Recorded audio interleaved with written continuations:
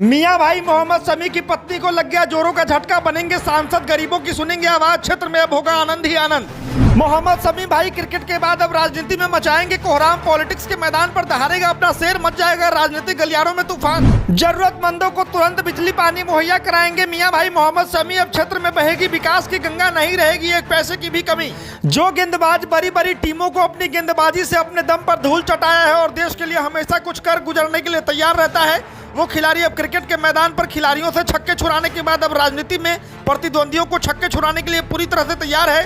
Team India के तेज गेंदबाज और विश्व कप में शानदार प्रदर्शन करने वाले मोहम्मद शमी अब राजनीति में भी हाथ आजमा सकते हैं। सूत्रों के मुताबिक भारतीय जनता पार्टी शमी को बंगाल की बसीरहाट सीट से उतारना चाह रही है और इस पर अंतिम फैसला शमी को ही लेना है।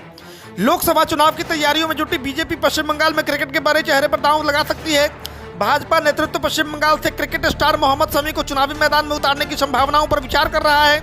रणजी ट्रॉफी में बंगाल के लिए खेलते हुए शमी ने एक तेज गेंदबाज के रूप में राष्ट्रीय ख्याति हासिल की है और वह अभी भी बंगाल के लिए घरेलू क्रिकेट खेलते हैं। सूत्रों का कहना है कि बीजेपी नेतृत्व पहले भी इस प्रस्ताव के साथ मोहम्मद शमी से संपर्क कर चुका है। हालांकि अंतिम फैसला मोहम्मद शमी को लेना है, जो फिलहाल सर्जरी होने के बाद क्रिकेट से ब्रेक पर हैं। बीजेपी के शीर्ष सूत्रों के मुताबिक पता चला है कि मोहम्मद शमी को आगामी लोकसभा चुनाव में पश्चिम बंगाल से चुनाव लड़ाने का प्रस्ताव दिया गया था और चर्चा सकारात्मक रही है। बीजेपी के करीबी सूत्रों में यह भी चर्चा थी कि शमी को मैदान में उतारने से बीजेपी को बंगाल में अल्पसंख्यक सीटों पर जीत मिल सकती है। भाजपा सूत्रों के अनुसार भारतीय जनता पार्टी शमी को बसीरहाट लोकसभा क्षेत्र से मैदान में उतारना चाहती है। यह निर्वाचन क्षेत्र अभी बहुत संवेदनशील है। जिस संदेश खाली से हाल में खौफनाक मामले सामने आए वह बसीरहाट सीट में ही आता है। इस निर्वाचन क्षेत्र में अल्पसंख्यक वोटों की संख्या सबसे ज्यादा है। राजनीतिक विशेषज्ञों का मानना है कि मोहम्मद शमी को मैदान में उतारना प्रधानमंत्री नरेंद्र मोदी का मास्टर स्ट्रोक होगा, क्योंकि वह भी भारतीय क्रिकेट के ट्रेंडिंग हीरो में से एक है। पिछले साल हुए विश्व कप में शानदार प्रदर्शन करने वाले मोहम्मद शमी को अर्जुन पुरस्कार से सम्मानित किया गया था। 33 साल के मोहम्मद शमी ने विश्व कप में कुल 7 मैच खेले और 24 विकेट हासिल किए। दाएं हाथ के इस तेज गेंदबाज ने न्यूजीलैंड के खिलाफ पहले सेमीफाइनल में बेहतरीन प्रदर्शन करते हुए 57 रन देकर 7 विकेट झटके थे, जो कि 50 ओवर के विश्व कप इतिहास में किसी भारतीय गेंदबाज द्वारा अब तक का सर्वश्रेष्ठ विकेट रिकॉर्ड है।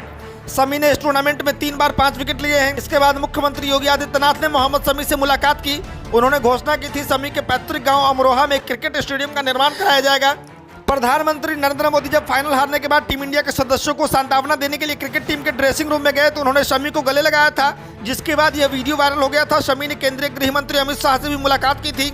इसके अलावा हाल ही में प्रधानमंत्री मोदी ने एक्स पर पोस्ट कर शमी की सराहना की थी। उन्होंने शमी की सर्जरी के बाद उनके शीघ्र स्वस्थ होने की कामना की थी। इसके बाद शमी ने पीएम को धन्यवाद अदा किया था। आगामी लोकसभा चुनावों की तारीखों का ऐलान जल्दी हो सकता है। अप्रैल मई में वोट डाले जा सकते हैं। उससे पहले चुनाव लड़ने वाले दल उम्मीदवारों के नामों का ऐलान कर रहे हैं। पिछले दिनों बीजेपी ने 195 उम्मीदवारों की अपनी पहली लिस्ट भी जारी कर दी है। अब आगे के नामों पर चर्चा चल रही है। इस बीच बीजेपी ने टीम इंडिया के तेज गेंदबाज मोहम्मद शमी से संपर्क किया है। शमी को लोकसभा चुनाव में बीजेपी टिकट दे सकती है।